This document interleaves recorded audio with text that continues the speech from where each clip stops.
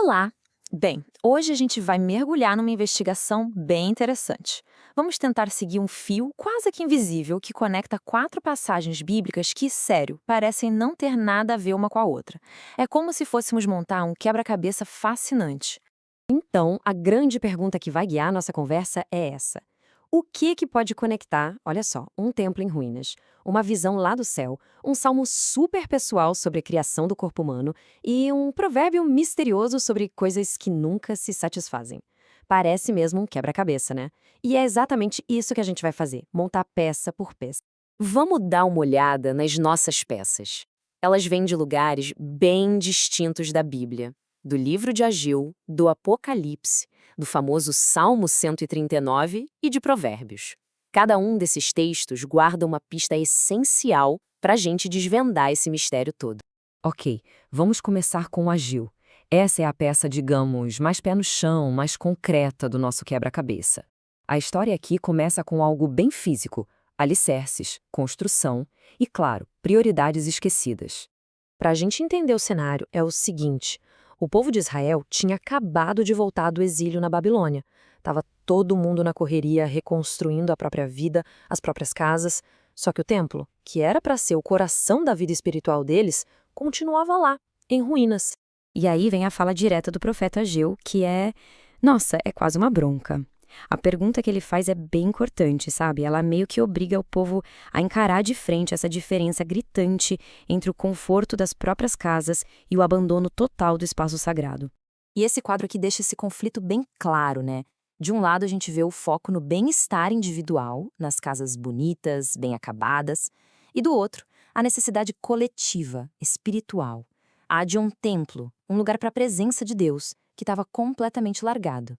Então, o ponto central aqui é esse. Ageu estabelece a nossa primeira grande ideia, a de que um lugar físico, um prédio mesmo, pode ser um espaço sagrado e fundamental. É bom guardar essa ideia porque a gente vai precisar dela. Agora, vamos para a nossa segunda peça e ver como essa ideia de templo começa a se transformar. A gente sai da poeira da construção aqui na Terra e sobe para uma visão assim bem cósmica, lá no livro do Apocalipse. Em Apocalipse 11, a cena é outra, é grandiosa. Tudo começa com a medição de um templo que não está em Jerusalém, mas sim no céu. Logo depois, aparecem duas testemunhas misteriosas que são mortas e no fim ressuscitam. É um verdadeiro drama divino, só que numa escala universal. E é aqui que o nosso tema dá um salto. O templo deixa de ser só aquele prédio lá em Jerusalém.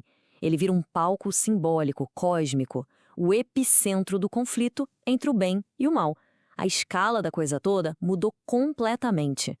Bom, saímos do cosmos e agora vamos mergulhar no microcosmo. A nossa terceira peça do quebra-cabeça nos leva a uma das passagens mais íntimas e pessoais da Bíblia inteira, o Salmo 139.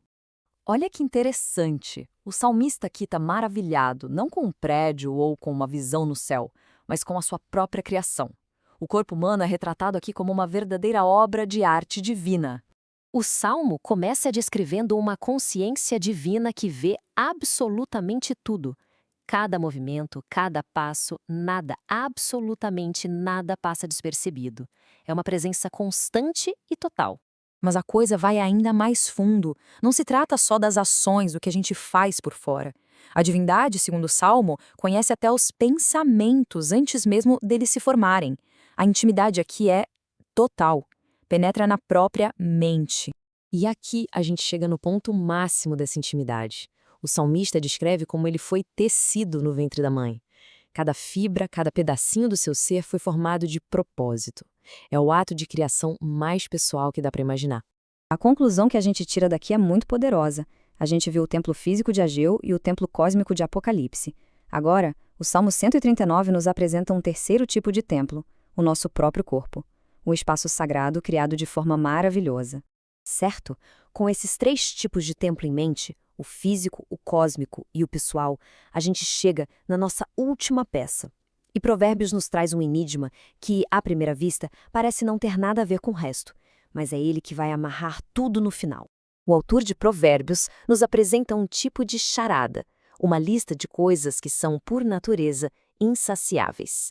Elas são a imagem de um desejo que simplesmente nunca pode ser preenchido. E aqui estão elas, a sepultura, que está sempre pronta para receber mais, o ventre estéril, que anseia por vida, a terra seca, que sempre absorve mais e mais água, e o fogo, que consome tudo e nunca fica satisfeito. São imagens muito fortes de um vazio que não tem fim. E é aqui que todas as peças se encaixam. A gente explorou a ideia de construir e de ser um templo. Ageu fala sobre o que construir.